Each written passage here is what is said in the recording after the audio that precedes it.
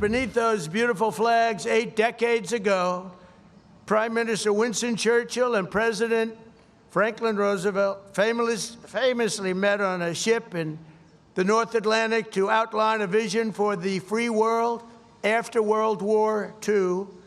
That understanding of our nation's unique bond and role in history is the essence of our special relationship, and we hope it will always remain that way.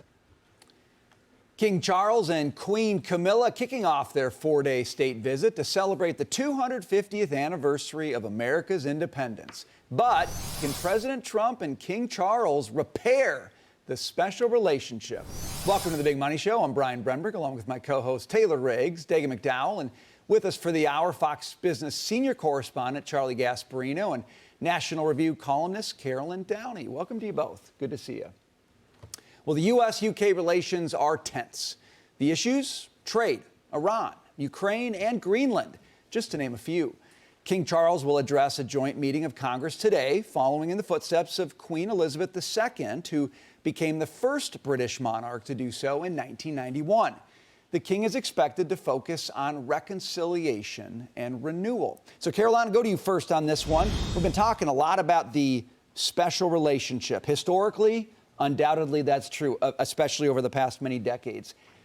Is it still true today? Can King Charles help repair whatever is broken right now? He might be able to. I mean, things have not been going well with the Prime Minister, Keir Starmer. Evidently, much of Europe and the U.K. decided it was not worth their while and too risky to give us a hand with the Iran war. They didn't want to help us secure the Strait of Hormuz, which is very much in their interest, not just ours. But I will say this has been a very humbling experience, I think, for the U.K. and the fact that, you know, clearly the monarch of England is very happy to be meeting with Trump today and to try to repair the special relationship, which I think the U.K. needs more than we need them.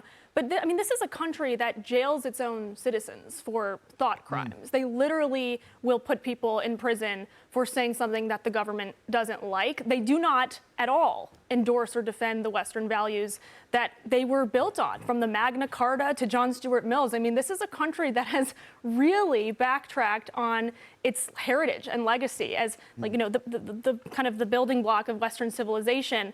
And so I think, you know, for all they're lecturing us about the Iran war and how it's a violation of international law and how it's an illegal conflict, they need to look in the mirror, think to themselves, are they even a recognizable Western nation? You know, a decade ago, Dagan, I thought with Brexit, we wouldn't end up with the U.K. that we have today.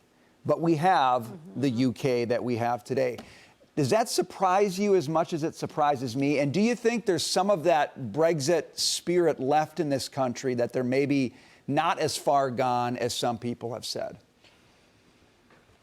Spirit among the British people, having lived there in the 80s, but not among the snots and snobs of the ruling class that right, left, or center in Britain, that they kind of carry around the same arrogance that is inexplicable. And you might want to go to somebody else. I am just not a fan. King Charles couldn't control his own brother, the formerly known as Prince Andrew, and his dirtbaggery when it comes to Jeffrey Epstein. I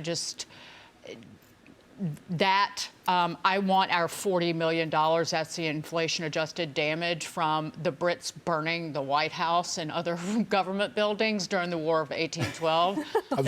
You went back pretty far. That was August of, I think it was 1814. They burned the White House. We won that war 250 years ago for a reason, so we didn't have to suck up to the royals. Also, we still are owed an answer as to whether Winston Churchill, he was the head of the First Lord of the Admiralty, allowed the Lusitania to be sunk by a torpedo and we were intentionally pulled into World War I by Britain.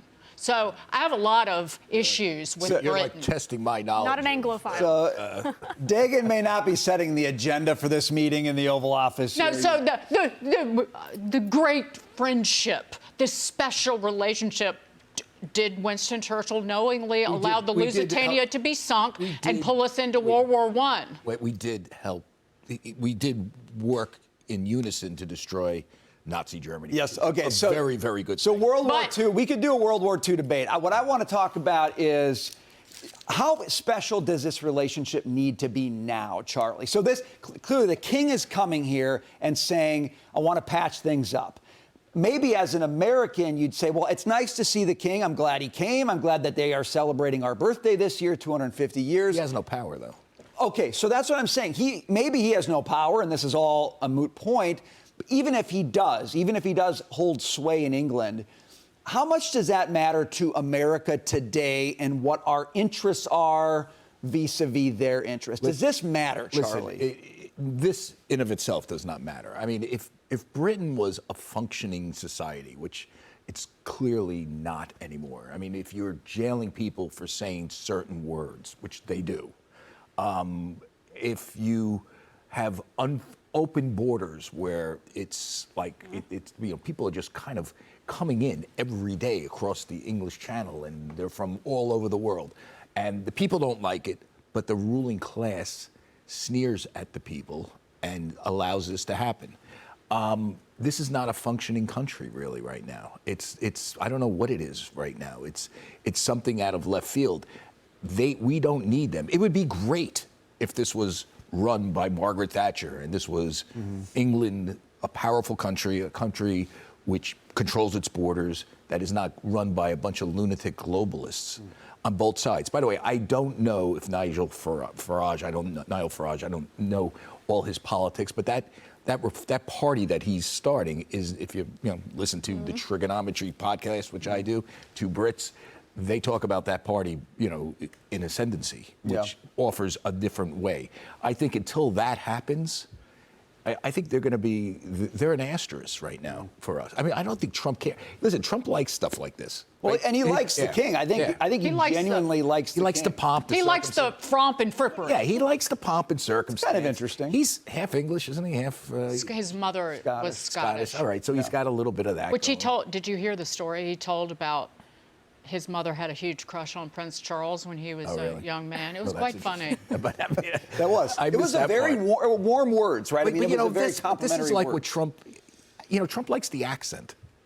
Yeah, well, it makes It's annoying you sound to smart. me. The only person that doesn't annoy me with an accent, a British accent, is Stuart Varney. When you think about it, the institution of the crown is the one thing they haven't thrown out of their heritage. Yeah, I know. Okay, but Taylor, I'm coming back to you on this because we're getting hard nosed here. We're clearly not like isn't this great? I mean, it's just balls and strikes. Brian. All right, so I want to go back to something I was saying earlier because I think these guys, England, the U.K.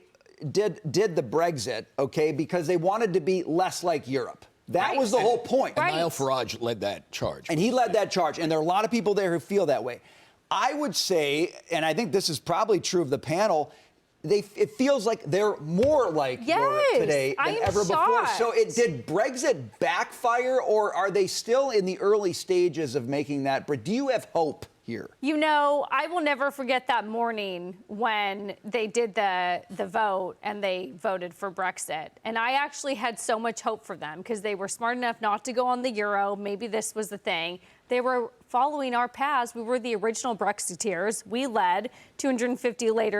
50 years later, we thought that they would follow, and they can't figure it out. So what's your question? Do we need them? I think they need us more than we need them. We talked about jet fuel vulnerability. They're at the top 3 of that list in terms of importing. We're at like the bottom 2 of that list in terms of not really needing it. In terms of so that's sort of the Iran stuff. There's also some interesting news. We've talked about time is on our side. Iran is trying to figure out how to ship crude by rail to China. I saw that. Yeah. What the heck? They're in deep trouble if they're trying to figure out how to ship crude by rail to China because they're so worried about shutting in their, what do you call them? Their rigs or... Their oil wells. Their oil wells. Yeah. And so, again, that's sort of like, okay, so whose turn is it? And then, this maybe isn't totally great news, but in terms of the U.S. consumer, in terms of who has time on their side, who can outlast the U.K. not bringing in their ship mining, Iran trying to outlast us. Higher gas prices are stretching household budgets, but it's still only 4% of income that goes to gasoline as of March of 2026, according to Bank of America data. And that is still well below levels of 2022. All great points, but I want to make one point about... I'm not finished. Can I keep going? I was going to get back to the topic. This is the topic, because we're trying to figure out who can outlast who. Does the U.S. need the U.K.? And I think we can argue they don't. We don't. We can do it without them. The good news is that tax refund season so far, according to deposits at Bank of America, are coming in relative to where they are last year. So the consumer for now is still holding up. And that's what we have said here, right? How does the consumer respond to all of this? And so I don't think until we start to see that, and we'll talk about earnings later, that we're in any rush. So if time's on our side, UK's not doing anything. Who cares? They need the jet fuel more than we do. Iran's trying to get their oil by rail to China. Great, let's watch them try to do that. So President Trump sends the king back to England and says, here's what you need to deliver, Charlie. What do they need to deliver? You know, here's what I think. Listen, I think this is all show, and if you were in the White House, what would they say? They would say, here is a government, both parties, both the conservatives and the Tories and the liberals, that ignored the will of the people during Brexit. By the way, I was at breakfast. I covered it. I remember hearing people on the street talking about this, seeing polls that said, well, Brexit's going to lose, but listening to average people saying, we want out. We don't want to be ruled by Europe, by some obtuse, obscure panel in Belgium, which was where they were sort of sending out their, who basically had the run of the show. And then they ignored the people, both of those parties. Right. They ignored the will of the people. And now that's why reform has a shot. And that's the problem. Listen, this country, we're not going to care about this country until they get new leadership. Because they are incorrigible, they are unreliable, they are weak, they have open borders, and they're, quite frankly, you know, this is the country they have now is the reason why we had a Revolutionary War. They put you in jail for opening. There you go. Well, the King's going to address a joint session today. We'll see if he speaks to any of those key issues or if it's just nicety. And see if he gets heckled.